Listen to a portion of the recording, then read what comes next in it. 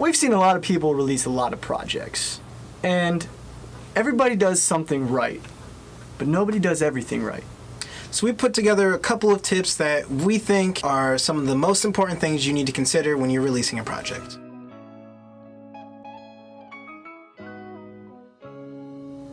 So something that I cannot stress enough is how important it is to have a uniform promotional plan. You need to come up with an overall vibe or aesthetic that you want to go with for your project and go from there. So I suggest hiring a photographer or a couple different photographers and videographers and such that can help you realize your vision so that you have enough content to release over time. Make sure that when you do this vibe and aesthetic you choose for your promotional material relates very well to the actual music that's on the project.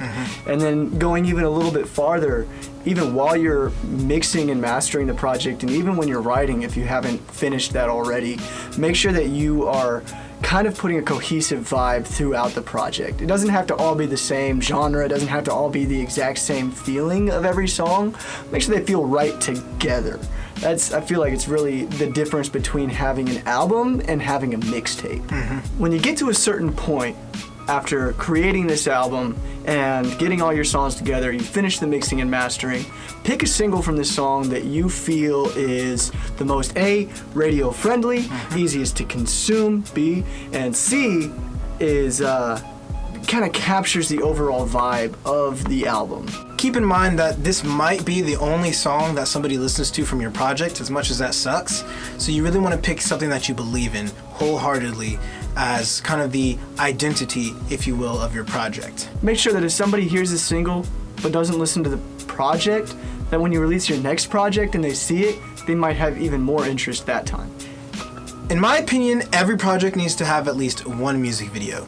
When I see an artist release a really good music video, it kind of legitifies them in my mind, and I'm just like, wow, okay, this is like, they're taking it seriously. And I'm in the industry. Somebody who's not, when they see a music video, they think that's the coolest thing. I mean, especially when you're talking about younger people like in high school and stuff, when they see a really well-produced music video, that's when they buy into your career and they think that in their mind you're a legitimate artist. What do I have to say about that? I don't know. I think that along with making at least one music video, every song that you do should have some kind of video to go along with it. Whether that's like lyrical videos or just a video with the album cover on the screen. Good enough! If there's anything on this list that is less important than the other things, I would probably say it's this, just because it kind of depends on where you're at financially. But if you can afford it, I think that it's very important that you get merchandise and other promo material and that line of things to help you market your projects. So whether that's t-shirts, hoodies, booty shorts, whatever you can get, I definitely recommend that you get that. Don't overlook the power of business cards too. You could even get, some business cards that are specific for this album. Maybe they even have a link to your YouTube page and, as business cards normally do. Stickers are also great. You can, stick them anywhere, even if it's obnoxious. Don't be too obnoxious. Don't get in trouble for, what's that called? Intent to stick. Is that illegal? I don't know. You can also get creative with this kind of category too. It doesn't have to stick to what you've seen other people do. I've seen people even put together custom coffee beans. That was crazy. I didn't even know you could do that, but apparently you can buy wholesale coffee beans and stick your own label on them. I've seen people use lighters and pins and whatever you feel like might fit the vibe of your album. Try to get creative with that stuff that's gonna make people remember, especially after seeing a show and they're like, holy crap, you sell coffee? So on everything on this list, I feel like this next subject is passed over by just about everybody, which is ridiculous because the difference between doing this and not doing this is not financial, it is not any kind of work other than just a little bit of time. Take all of the promotional material that you've put together and choose a few things to put together an electronic press kit or an EPK.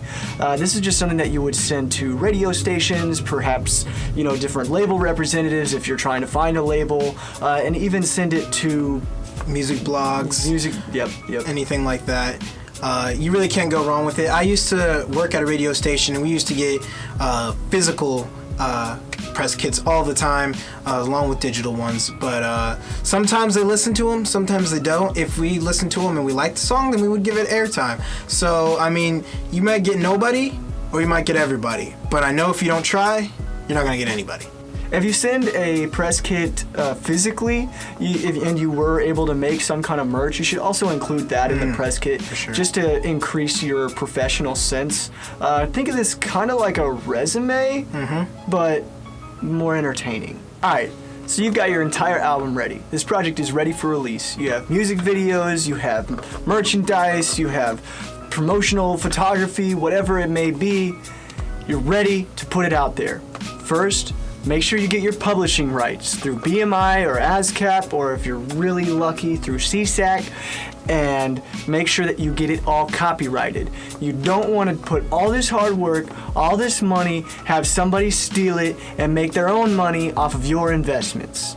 And along with that, while we're talking about distribution, make sure you put this project everywhere. And I mean everywhere. I'm talking YouTube, I'm talking Spotify, Apple Music, SoundCloud, MySpace, Google Drive, even though that's private, you should, back it up to the cloud. Yeah, make sure you have everything to the backups. You don't want to lose it. You know.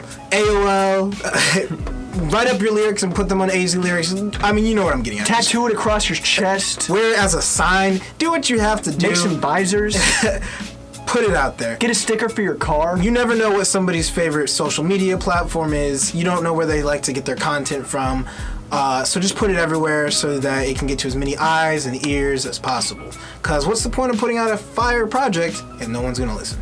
It never hurts to do more.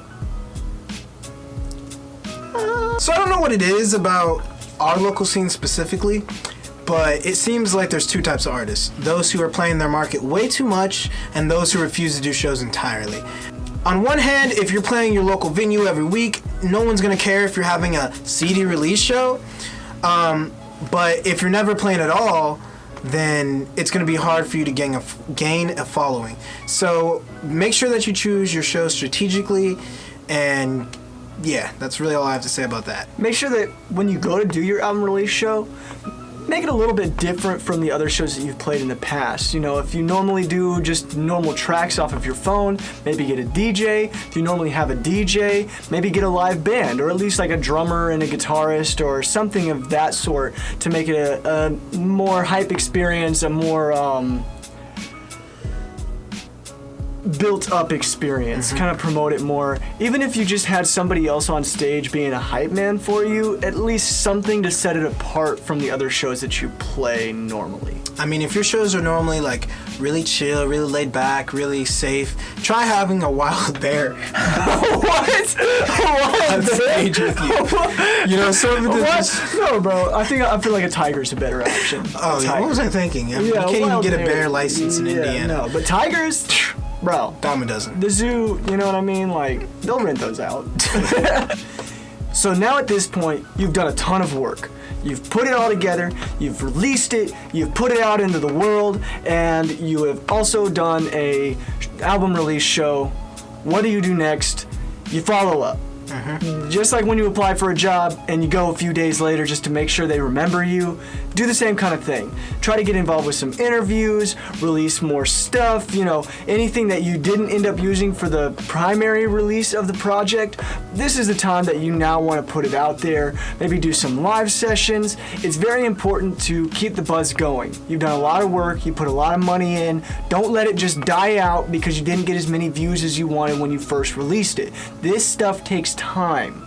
And along with that, if you did do a release show, then I recommend doing other release shows, if you will, in surrounding areas. So if you're from Indy, how about setting up a show in Chicago with a couple of local artists there? Obviously, that's not your home city, so you're not going to headline, but just kind of do almost like a mini tour, if you will, if it's within your budget, obviously. So the last tip that we have is boost. And what I mean by that is boost everything on social media. If you release a new video, put $5 in and blast it out there on Facebook. Same thing on Instagram.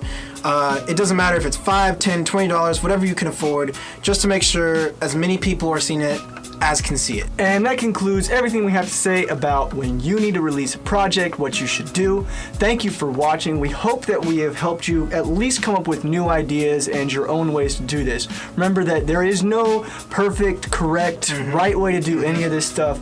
Take whatever we've said and what you've liked and make your own formulation of it. Please comment down below anything that you can think of that we didn't mention that you also think is important, or, you know, anything that you think we said that is just wrong. Wrong. Yeah, we want to hear about it. We love you. Thanks for watching, and Bye-bye.